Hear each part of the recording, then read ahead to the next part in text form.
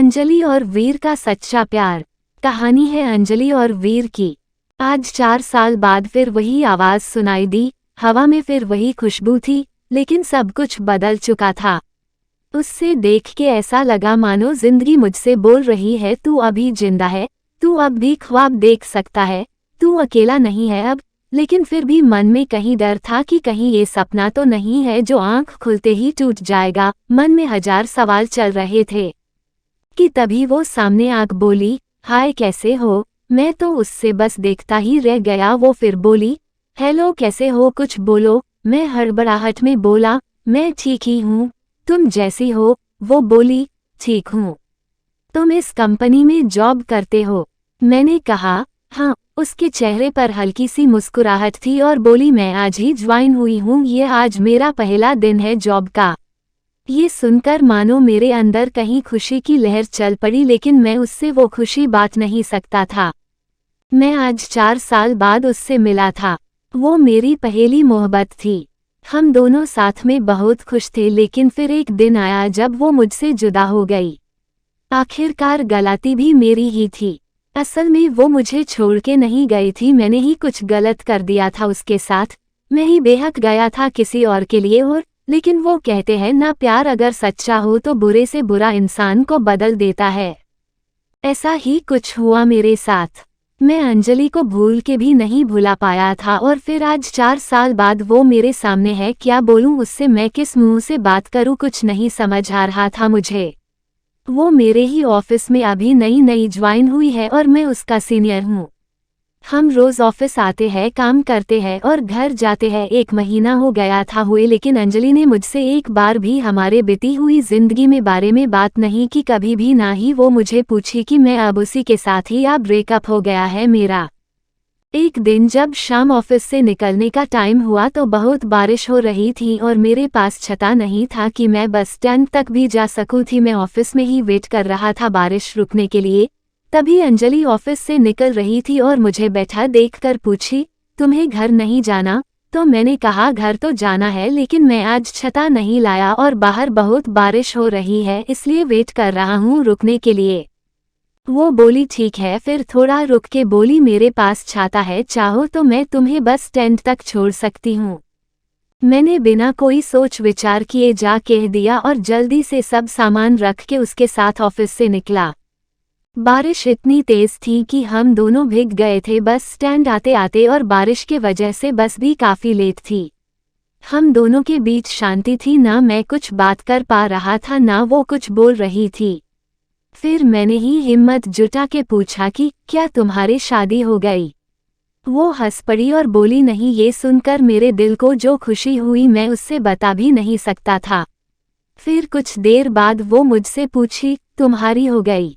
मैंने कहा नहीं। फिर थोड़ा रुककर मुस्कुराते हुए पूछी, प्रीति का क्या हुआ? मैं थोड़ा शांत हो गया और बोला, हम साथ नहीं है। वो कुछ नहीं बोली, बस चुपचाप खड़ी थी। फिर मैंने बहुत हिम्मत जुटा के कहा कि अंजलि मुझे माफ कर देना, मैंने तुम्हारे साथ बहुत गलत किया था। वो चुप ही थी, कुछ नहीं बोली। मैं भी चुप खड़ा था। फिर थोड़ी ही देर में बस आ गई और हम दोनों बस में गए। अगले दिन जब मैंने ऑफिस में अंजलि को देखा तो मुझे उससे पूछना था क्या सोचा उसने, मुझे माफ किया कि नहीं, कैसे बात करूं उससे, यही सब सोच रहा था कि वो मेरे केबिन में मुझे एक फाइल देने आई। मैंने बिना कुछ सोचे उसे बोल दिया कि ऑफिस के बाद साथ में चलना, मुझे कुछ बात करनी है। वो बोली, क्या? हम अभी भी इधर बात कर सकते हैं? मैंने कहा, नहीं, ऑफिस के बाद मिलना। वो बोली, ठीक है, और चली गई। मैं बस इंतजार कर रहा था कि कब 6 बजेंगे कि मैं उससे बात कर पाऊंगा। टाइम जैसे थाम ही गया था। 6 बज गया, सब एक एक करके निकाल रहे थे ऑफिस से। फिर आखिर में मैं निकला और साथ में अंजलि भी थी, वो रुकी थी मेरे लिए। आज फिर हम साथ चल के गए बस स्टैंड, और रास्ते में मैंने उससे पूछा कि कल का जवाब नहीं दिया तुमने? वो शांति थी कुछ देर, फिर बोली, किस बात का जवाब? क्या जवाब दूं मैं? गए तुम थे छोड़ के, और अब मुझे फिर से वो सब कुछ नहीं चाहिए, तो कोई माफी सवाल जवाब की बात ही नहीं बनती।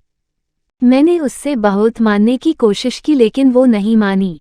5 महीने हो गए थे हमें एक ही ऑफिस में काम करते हुए, लेकिन हम दोनों ही अब एक दूसरे से बात नहीं करते थे उस दिन के बाद। मैंने बहुत बार कोशिश किया कि अंजलि को मैं मना लूं, उससे ये कह सकूं कि हाँ मुझसे गलती हो गई थी, लेकिन मैं तुम्हारे बिना नहीं रह पा रहा हूँ। तुम इस ऑफिस में ज्वाइन हुई उससे पहले से मैंने तुम्हें कांटेक्ट करने की कोशिश किया था, लेकिन नहीं हुआ, और जब तुम इस ऑफिस में आई तो मेरी खुशी का कोई ठिकाना ही नहीं रहा। लेकिन मुझे में तुमसे बात करने की हिम्मत नहीं होती थी। मुझे पता था कि तुम अब भी मुझे प्यार करती हो, लेकिन कहती नहीं हो। उद्धरण चिन्ह। एक दिन मैंने ही कुछ सोचा और ऑफिस में आकर सबको अपनी शादी की खबरें दे दी कि अगले महीने मेरी शादी होने वाली है।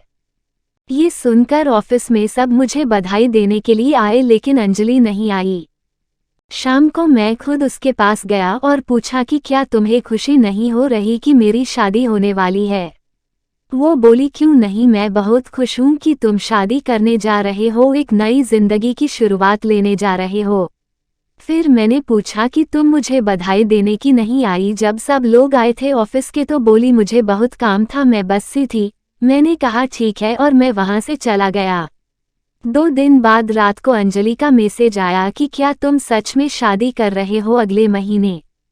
मैंने कहा हाँ। अगले दिन अंजलि ऑफिस ही नहीं आई थी। मैं सोच में सब गया कि क्या हो गया, वो आई क्यों नहीं। फिर मैंने अपने कलीग को कहा कि अंजलि को फ़ोन करके पूछे कि वो ऑफिस क्यों नहीं आई। उसने फ़ोन किया तो पता चला कि उससे बहुत तेज बुखार है और वो घर पर अकेला है। मैं तभी ऑफिस से निकाल गया उसके घर जाने के लिए। रास्ते में मैंने फ़ोन करके उसके घर का पता पूछा और जितनी जल्दी हो सके वो पहुंचा। वहां जाकर देखा तो वो अकेले थी और उससे बहुत ठंडी लग रही थी, कंबल में सोई थी। मैं जल्दी से उसे उठा के अस्पताल ले गया। शाम तक उसका बुखार ठीक हुआ तो डॉक्टर ने उससे मिलने की इजाज़त दी। मैं उसके पास बैठा था, वो सो रही थी। मैंने उसका हाथ अपने हाथ में लिया, फिर धीरे से उसकी आंख खुली। वो मुझे ही बस देखे जा रही थी। मैंने धीरे से बोला कि नहीं है मेरी शादी अगले महीने, मैं शादी नहीं कर रहा हूँ।